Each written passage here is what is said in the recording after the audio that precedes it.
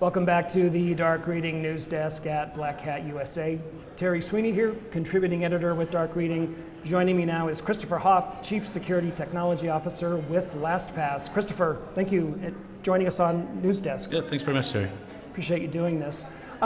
Let's start with what happened to LastPass a few years ago. Yeah, so we had the really interesting opportunity to spin LastPass out as an independent company.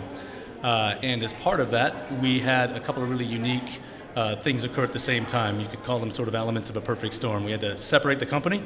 We had a new executive team. And as I often tell my architects and engineers, there's a Roman architect named Vitruvius, and he said, listen, if you're going to design something, it ought to be beautiful, strong, and useful. And so we set about to remake the company and reinvent it. And began that journey almost 2 years ago to the date as we joined together with a new executive team and started to spin LastPass out. Beautiful, strong, and useful, huh? Yeah, beautiful, strong, and useful. Well, good combination. Bravo. Thank you. Well, if you can get even 2 out of those 3, I think you're doing actually better than most of the crowd, right? Agree. So you've been with LastPass, what, just a couple years? 2 years, yep. Talk about what drew you to LastPass in the first place. Was it this great opportunity to remake something from the ground up or something else? Yeah, there are about 3 different things that I like to focus on that really answer your question poignantly. One is that if you look at the vexing problem that is about 50 years old, which is passwords, everybody suffers from them. Everybody hates them. They're a terrible problem to manage. Password hygiene, password complexity, changing rules and standards, and shared passwords and those sorts of things lead to a huge percentage, 78% I think, of Thank all God breaches. for Post-its, by the way. Oh, Post-it notes, yes. We seek to replace the Post-it notes, obviously. But the interesting thing is, given that vexing problem, I looked at, and if you consider the diversity of the security industry as a whole, you walk around the floor downstairs and there's just thousands of products. It's sometimes very difficult to understand the value, right, of what you get from products and being able to recognize what value they bring. The beautiful thing about password managers, and specifically LastPass, is it solves 2 really important problems for both people and companies. A security problem and a convenience problem. And they're intermingled and intertwined. In as much as security is one over convenience. You can make something really convenient, but it may be not as secure, and vice versa. So that attracted me because the value proposition was instant. You could make tens of millions of people's lives easier on a daily basis, both from a convenience and a security perspective, and that was the beauty that drew me there. Second thing was the opportunity that we spoke about in the beginning, which was reinventing a 15-year-old company as we spun out into an independent company, and everything that meant. And the second thing was, the third thing was a very interesting opportunity that most folks don't get to do, which is merge the Chief Technology Office with the Chief Security Office, and really think about security by design by integrating the 2. So I lead both engineering, the people that develop our products, and I also lead the security teams that secure them. So those were the really 3 things that drew me here.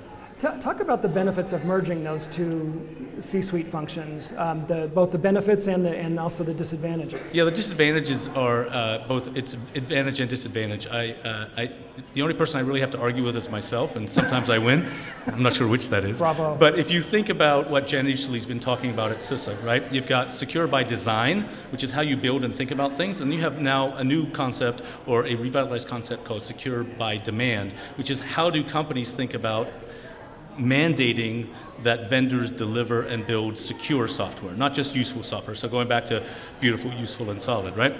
And so when you think about the benefits there, it really takes the notion of secure by design and how we bake in the capabilities to deliver a product that imbues not only for enterprise customers but for consumer customers a way of delivering the most secure but also really convenient platform possible to manage the complexity of passwords. With this greenfield opportunity that you had, talk about how you went about assembling your own team.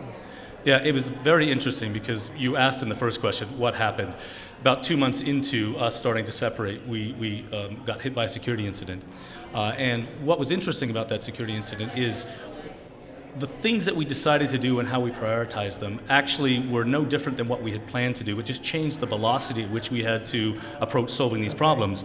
So imagine you're separating everything that makes a company, a 15-year-old company, tick. Every piece of infrastructure, every endpoint, every SaaS service, your identity, every single piece, while maintaining 9 billion connections a month to our service, which is what we service through the front door, keeping all that running while separating up a basically parallel company, moving people over, and having to rebuild everything. So if you think about those three perfect storms combined, we built and brought aboard a security team, about 50 people, that have built just a best-of-breed, amazing security function. All the typical things you'd think about, but everything from threat intelligence to governance, risk and compliance to detection and response, et cetera, and had to do that in the middle of a security incident. So the team I brought together are just the cream of the crop as it relates to security professionals. But again, going back to what I talked about with that combined capability of secure by design, being able to integrate them into how my engineers think on a daily basis and think of ourselves as a security company, not a company built that would just deliver convenience through password management, super important. Talk about the intersection of threat intelligence and password management. That's a curious sort of combination, not unexpected, but I haven't heard it before. And how does it work? I think you would recognize how it's usually spoken about, which is things like dark web monitoring. If there are breaches, you sort of are told, hey, your password has been created in a breach. Now, that also implies in many cases that poor password hygiene has led to the fact that if somebody gets a hold of that password and you've shared it across accounts, it's going to lead to a larger attack surface to exploit. I could get your banking, if you use the same password for bank accounts, etc.